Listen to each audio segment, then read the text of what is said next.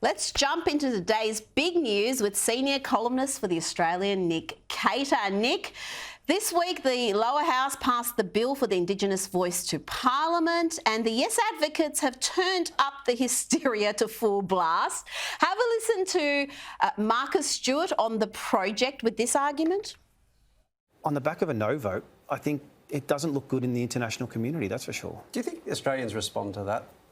Like the world won't like us, they will think that we're a bit strange or that we're backward or something like that?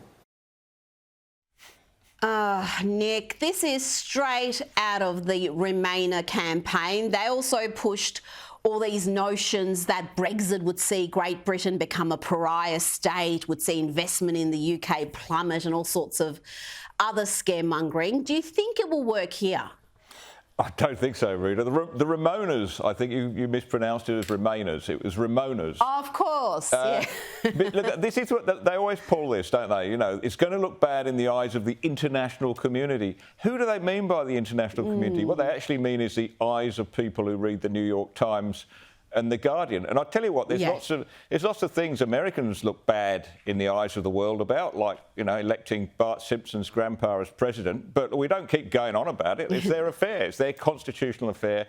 This is our affair. And if we start making decisions on what we imagine the eyes of the world are going to think of it, then we won't be concentrating on the real essential issues, which is changing our constitution that will change the way we're governed forever. You're absolutely right. What they're talking about is what our like-minded lefty mates will think in London and New York, not what the international community will think. Now, this left-wing powerhouse that was GetUp, well, there seem to be in all sorts of trouble. No annual report published online since 2021, and more recent financials showing a dramatic $2.1 million loss with rumours of mass redundancies. Nick, the Sydney Morning Herald's reporting at the last election, many of GetUp's donors switched to Climate 200 till independence. So I've got to ask, did Simon Holmes a Court help kill the Liberal moderates and GetUp? I mean, this man is a Conservative hero. Oh, yeah. I mean, whatever happened, the donors obviously got up and went. So, but I don't think the organisation's not dead, Rita. I'm actually on their mailing list. I get emails from them every now and then. One of the recent ones, always asking for money, of course. They always ask me to chip in $12. I don't know why they ask for $12, but they always do. The last one, they were getting head up about the fact it was an absolute scandal, apparently, that your colleague Peter Credland had shown the No campaign video for 10 minutes. And on the basis of this, they were asking their donors to chip in so that they could get their own production team working on their own video. I haven't seen it, by the way, so probably that donation campaign wasn't too flash either. Yes, that's what the Yes campaign is lacking, is funding. I mean, it doesn't just have pretty much all the government funding, every corporate, every big bank, every sporting body. Give me a break. Now, Liberal MP Bev MacArthur has been criticised heavily for claiming Indigenous Australians should be thankful for the wonderful things that have been enabled by colonisation. The profoundly hopeless John Prosciutto, the Liberal leader here, said her comments were hurtful.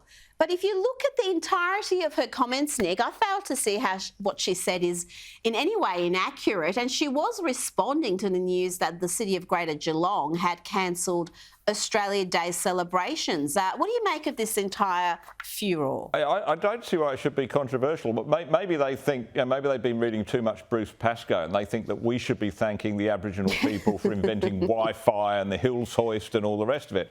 But I mean, the facts of the matter are clear. I mean, anthropologists of the 19th century wrote about the conditions of Aboriginal people back then. We know that their life expectancy was very low. We know that it was a pretty brutish life as a hunter-gatherer. It wasn't my cup of tea. I mean, there are lots. Everybody's proud of their culture and they're welcome to maintain that. But I'm sure that every Aboriginal person you possibly met would be thankful for modern dentistry, for instance, and as we all are. So I think that you had an isolated society. It was connected with the modern world. It was able to get the benefits that have come from that modern world. There may be other things that some Aboriginal people don't like, but I'm sure they won't be giving away their flat-screen TVs anytime soon.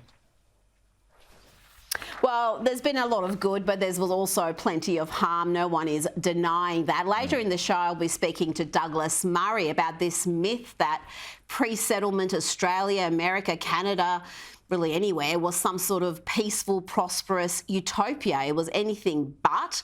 But we've got to be straight about the facts. Now, let's switch to the City of Melbourne. A communications firm advising the City of Melbourne on pandemic recovery, among other things, has blocked the release of 101 documents, saying they could provoke spurious debate. Not spurious. Redbridge is founded by a Labor operative and it's pocketed some $77,000 in ratepayer funds between Jan 21 and September 2022. There's not much transparency here, Nick, and does the council really need to pay a lobbying firm for advice on pandemic recovery and bike paths? It certainly does not. And look, I think this is what happens. I mean, we had all through the pandemic, right? There were things we weren't supposed to say, we weren't supposed to tweet, we weren't supposed to put on Facebook. And there were things that we definitely weren't told by the government and health officials that they knew. For instance, that vitamin D was good for you, so actually you should be out in the sunshine, not sitting at home. You know, I think the whole thing was about censorship. It was about showing they were in control. And now they seem to be extending this in the post-pandemic period to the inability of ratepayers of Melbourne to see how their money has been spent and to show some accountability for the way they're spending that money. That's what they're dodging here. It's transparent. What is transparent is that they're just trying to cover it up. Absolutely. And on the council, our own Steve Price, you would have just seen him on the station, has written a column for tomorrow's Herald Sun suggesting that the next Lord Mayor of Melbourne should be Eddie Everywhere Maguire. I like it, but I can't see Ed lowering himself to such a task. Nick Cater, thank you so much for joining me tonight. Thank you.